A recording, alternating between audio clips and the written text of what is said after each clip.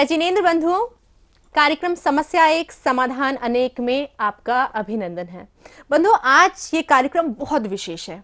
विशेष इसलिए है क्योंकि एक चीज को लेके हम हमेशा कंफ्यूज रहते हैं। जब भी हम वास्तु एक्सपर्ट्स को घर पर बुलाते हैं और उनसे चीजें पूछते हैं या अपनी प्रॉब्लम्स पूछते हैं, तो हम हमेशा ये बोलते हैं कि हमें कौन सा डायरेक्शन हमारे लिए अच्छा है, कौन सा डायरेक्शन हमारे लिए बुरा है। लेकिन हम बहुत रेयर होता है, हम ये चीज जानना चाहते हैं कि हमारे लिए टॉयलेट है या मिक्सर है या वॉशिंग मशीन है, कुछ भी ऐसी चीज है, वो किस डायरेक्शन में रखना चाहिए, किस डायरेक्शन में अटैच करना चाहिए। क्योंकि तोड़फोड़ तो हमने बहुत सुना है, यहां पर ये करिए, वहां पर वो करिए, ये डायरेक्शन अच्छा है, ये डायरेक्शन अच्छा नहीं है, लेकिन इस पे हमने कभी कोई फोकस नहीं किया है। लेकिन आज इस कार्यक्रम में आपको हम बताएंगे कि ये लाइफ का बहुत इंपॉर्टेंट पार्ट है। इसे कहां प्लेस करना है, किस तरीके से प्लेस करना है, किस लेवल पर प्लेस करना है, ये बहुत जरूरी होता है। तो आप घर बना रहे हैं तो ये चीजों का बहुत ही ज्यादा ध्यान में रखना होगा। चलिए आज के कार्यक्रम की शुरुआत करते हैं और विशेष टॉपिक पे, आज जो हमारा विशेष इस कार्यक्रम में आप सभी के लिए उस पर क्या कुछ चर्चाएं होती हैं वो जानेंगे इस कार्यक्रम के शुरुआत में। लेकिन उससे पहले स्वागत करना चाहूंगी डॉक्टर प्रदीप जैन जी का एवं डॉक्टर प्रिया जैन जी का। जय जिनेंद्र, अभिनंदन है आपका कार्यक्रम में। बहुत सारी नॉलेज मिल रही है डायरेक्शंस के बारे में, लेकिन जैसा कि आज अपने दर्शकों को हमने बताया है कि आज हम स्पेशली बात करेंगे कि जो हमारे घर के वॉशरूम्स होते हैं और वो एरियाज, वो चीजें, वो सामान जिनके बारे में हम कभी सोच विचार भी नहीं करते, ऐसे ही लेके आते हैं मार्केट से, कहीं भी प्लेस आउट कर देते हैं, लेकिन कहीं ना कहीं वो बहुत इंपॉर्टेंट रोल प्ले करते हैं हमारे लाइफ में। तो स्टार्टअप आपसे ही करूंगी कि क्या कुछ है ये और क्या ये चीज है। डेफिनेटली हमारे घर में बहुत सारी चीजें ऐसी होती हैं जो हम ऐसे ही मार्केट से लेके आते हैं और ऐसे ही रख देते हैं, लेकिन यदि उन चीजों को हम सही प्लेसमेंट करें तो उसका इफेक्ट हमें अच्छा आता है। उन चीजों को यदि हम सही जगह पर रखें, जो जगह उनकी है अकॉर्डिंग टू वास्तु, तो जो भी चीजें हमारी लाइफ में नेगेटिव चीजें हो रही हैं वो भी रिफ्लेक्ट बैक होने लगती हैं। तो सबसे ज्यादा आज टाइम में हमारी लाइफ में क्या है, जो एक कोरोना का फेज चल रहा है, स्ट्रेस, एग्जाइटी, बहुत ज्यादा कंफ्यूजन, बहुत ज्यादा एनालिसिस कर रहे हैं हम सब। तो ऐसी जोन कौन सी है जहां पर हम मिक्सी रखें, अपने घर की ग्राइंडर रखें, वॉशिंग मशीन रखें और ये सब चीजें जो हैं वो वहां से खत्म हो जाएं। हम अपने घर में कहाँ टॉयलेट बनाएं कि जो हमारी लाइफ में स्ट्रेस है वो हमारी लाइफ में से फ्लैश हो जाए, खत्म हो जाए। तो ईस्ट साउथ ईस्ट हमारे घर में एक ऐसी जोन होती है हमारे घर के वास्तु में कि यहाँ पर हम यदि वॉशिंग मशीन लगाते हैं, यहाँ पर हम WC बनाते हैं। जैसे मैंने आप सभी को बताया कि नॉर्थ से मेरे पास क्या आई, पैसा कमाने की अपॉर्चुनिटी मेरे पास आई। ईस्ट नॉर्थ ईस्ट से मेरे पास इम्यूनिटी आई, मेरे पास हेल्थ आई। और नॉर्थ ईस्ट से मेरे पास क्लैरिटी ऑफ माइंड आई। और उसके बाद ईस्ट नॉर्थ ईस्ट से मेरी लाइफ में फन आया। और उसके बाद ईस्ट से मेरे पास सोशल एसोसिएशन आया। और अब मैं बात कर रही हूँ ईस्ट साउथ ईस्ट की। आपके पास फन है, सब कुछ है, देखिए पैसा भी है, फन भी है, क्लैरिटी ऑफ माइंड भी है, हेल्थ भी है। ये जब सब चीजें होती हैं तो क्या होता है मेरे पास, मैं बाहर लोगों के साथ घुलती हूँ, मिलती हूँ, बैठती हूँ और किसी फ्रेंड ने मेरे को ये कह दिया कि इसने तेरे बारे में ऐसा कहा और वैसा कहा। फिर मेरे पास सारा मेरा पास्ट घूमने लगता है कि मैंने तो इस फ्रेंड के साथ बहुत अच्छा किया था, तब भी इसने मेरी क्यों बुराई करी। वो क्या मोड शुरू हो जाता है मेरी लाइफ में, स्ट्रेस मोड शुरू हो जाता है। जरूरी नहीं है कि इंसान बिजनेस से परेशान होगा तो ही उसके पास स्ट्रेस मोड आता है, लेकिन जब हम ज्यादा सोशल हो जाते हैं तब भी मेरी लाइफ में क्या आने लगता है, स्ट्रेस मोड आने लग जाता है, एग्जाइटी होने लग जाती है।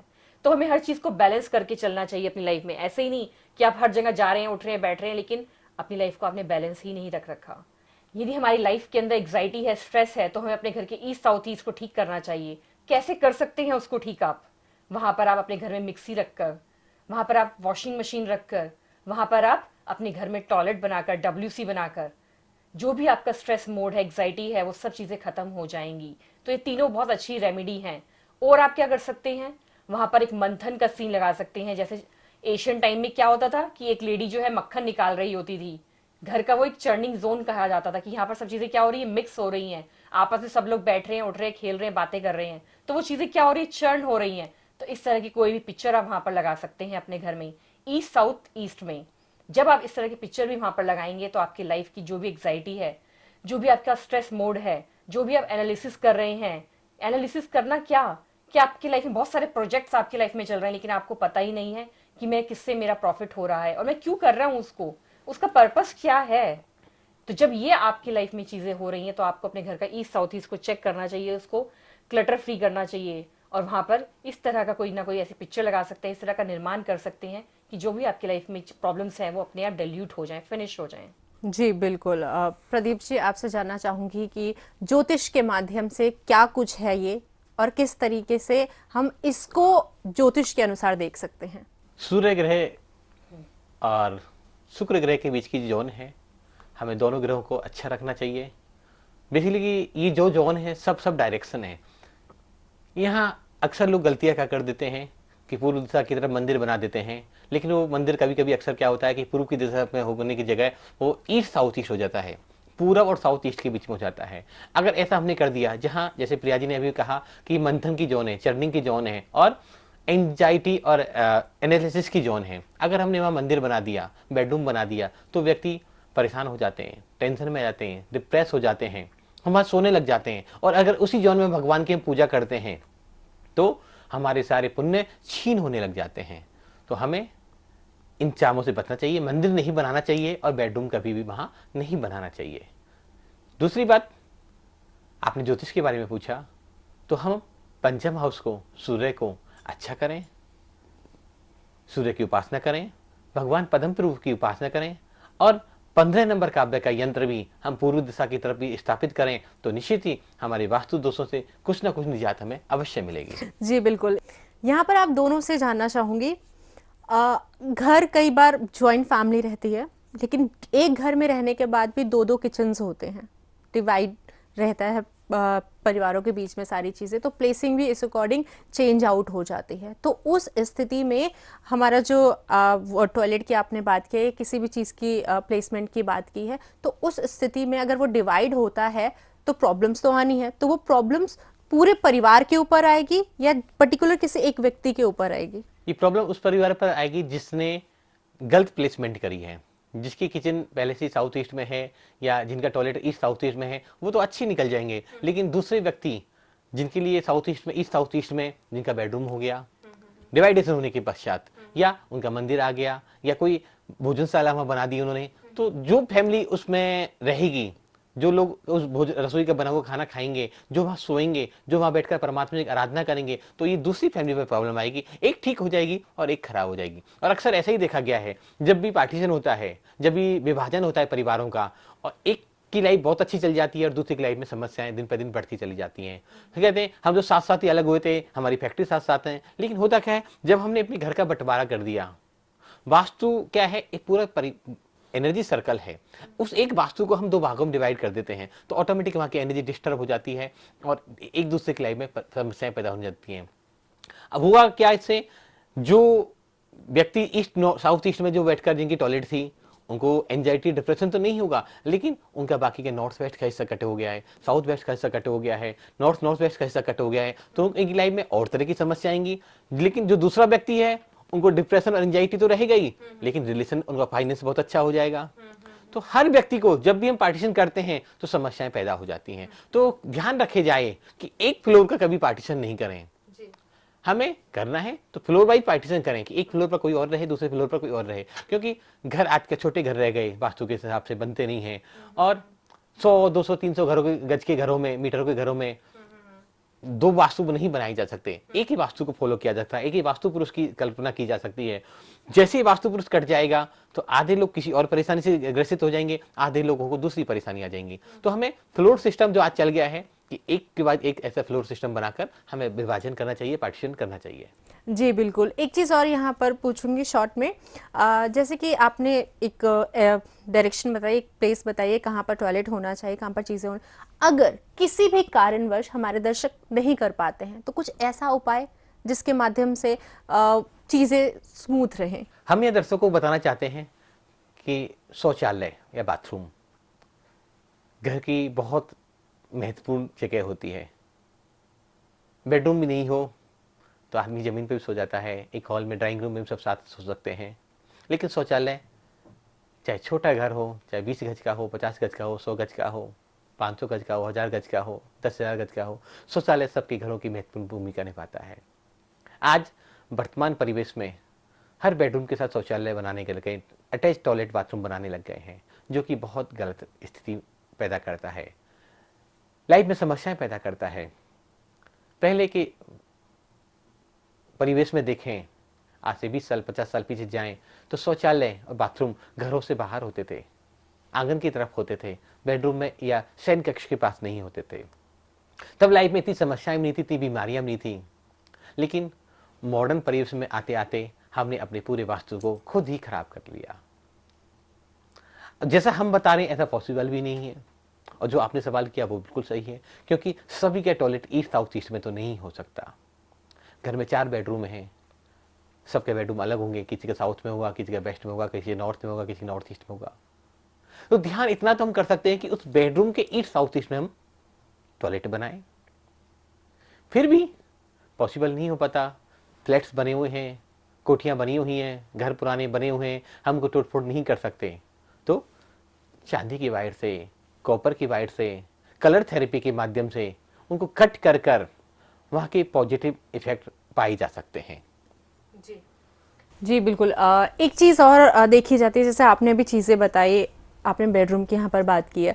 आजकल के टाइम में हस्बैंड वाइफ दोनों वर्किंग हैं, ऑलमोस्ट सेम लेवल पे ही हैं, या थोड़ा कोई ज़्यादा कोई कम, लेकिन एक घर में रहने के बाद, एक कमरे में रहने के बाद प्रॉब्लम्स किसी की लाइफ में ज़्यादा, किसी की लाइफ में कम। ऐसा क्यों? क्योंकि वास्तु तो उसके लिए सेम है।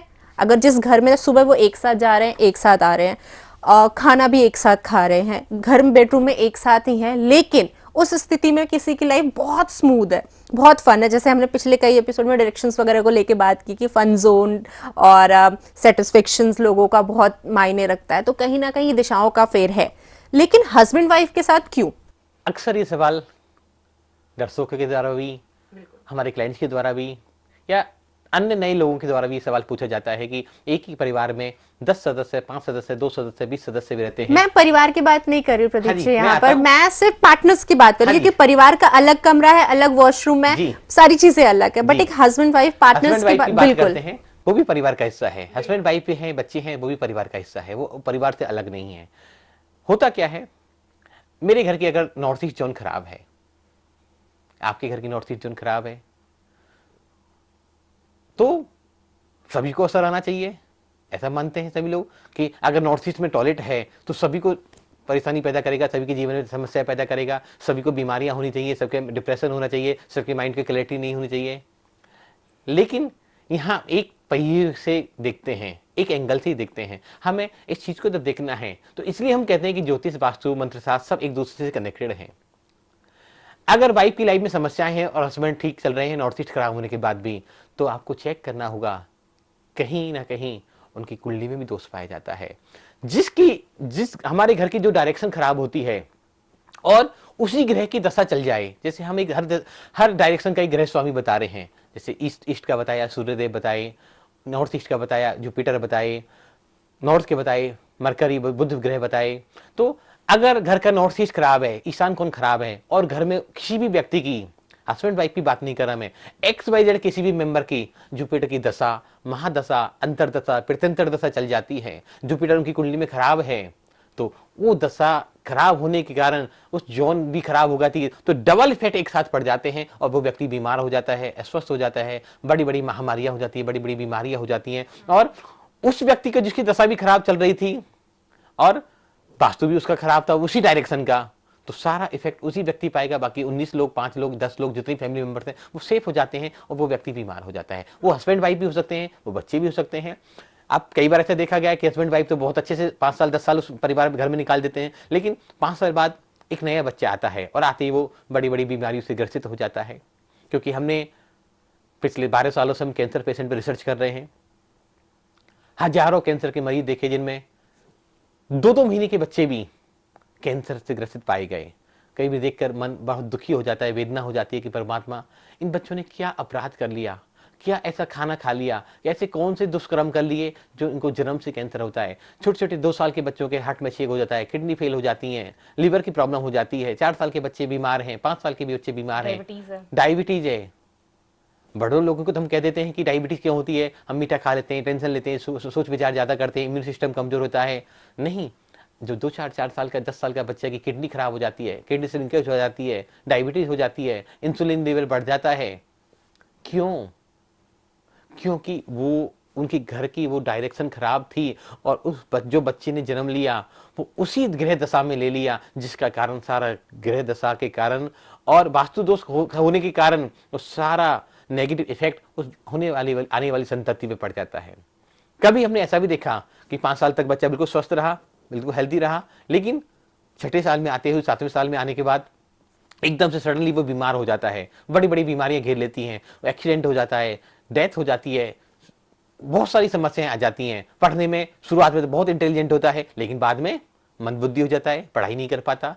एक चीज से हम किसी भी चीज का आकलन नहीं कर सकते। हमें जब भी वास्तु को देखना होगा, हमें ज्योतिष को साथ लेके चलना होगा, ज्योतिष को भी साथ लेके चलना होगा, वास्तु को साथ लेके चलना होगा। अब बहुत से लोगों की हमने देखा कुंडलियां बहुत अच्छी होती हैं, लेकिन उनके घर का वास्तु बहुत ब्लास्ट होता है। बहुत से लोगों का वास्तु बहुत अच्छा होता है, लेकिन उनकी ग्रह दशाएं अच्छी नहीं चल रही होती, या जो जोन खराब होती है उसी ग्रह की दशा चल रही होती है। सारे इफेक्ट हमारी लाइफ में ये आने लग जाते हैं। तो जब भी हम वास्तु को और ज्योतिष को या अपने जीवन को देखें, तो हमें दोनों चीजों को साथ लेके चलना पड़ेगा। ये गाड़ी के 2 पहिए हैं, या एक आगे का हिस्सा है, एक पीछे का हिस्सा है, एक भाग्य है, एक कर्म है। तो दोनों को साथ लेके चलेंगे तो जीवन हमारा सुखी और स्वस्थ हो सकता है। तो चलिए, आज आपको यहाँ पर जानकारी मिली है कि किस डायरेक्शन में आपके टॉयलेट होने चाहिए, किस डायरेक्शन में मिक्सर, जूसर, वॉशिंग मशीन, कुछ भी ऐसी चीजें होती हैं जो आपके घर में होना चाहिए, वो सही जगह प्लेसिंग है या नहीं, इसकी जानकारी होना बहुत जरूरी है। और साथ ही अगर आप चाहते हैं कि इसकी प्लेसिंग सही डायरेक्शन में और सही तरीके से आपको पता हो, तो आप हमसे संपर्क कर सकते हैं, क्योंकि आपका वास्तु अगर जरा भी यहां से वहां हिला तो आपकी लाइफ में प्रॉब्लम्स आ जाएंगी। प्रॉब्लम्स आपको लगेगा छोटी है, लेकिन न जाने कब वो प्रॉब्लम, वो तकलीफ आपके लिए बहुत बड़ी बन जाए। इसलिए समय रहते उसे सुधारना होगा। और साथ ही जैसे कि लगातार आपको बताते आ रही हूं कि यदि आपको भी ज्योतिष, वास्तु एक्सपर्ट बनना है या रेकी के माध्यम से जानकारी लेनी है, रेकी क्या है, किस तरीके से ये वर्क करती है,